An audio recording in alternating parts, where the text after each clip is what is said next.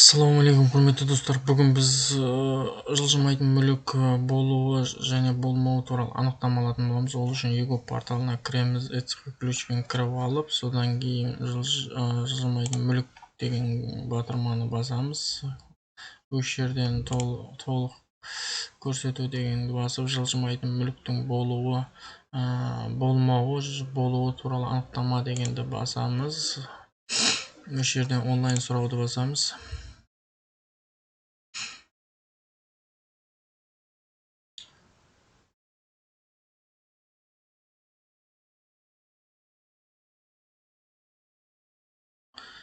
Онлайн сұрауды басып, жерден күтеміз. Самозагрузка болады. Онлайн сұрау жеке тұлғаның жылжымайтын мүлігінің жоқ болуы, бар болуы туралы анықтама беру дейді.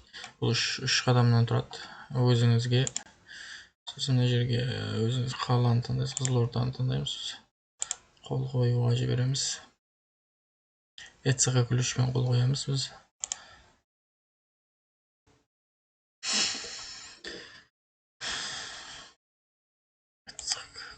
Қойып қоямыз. Ключін туған жерден пробканы басқанда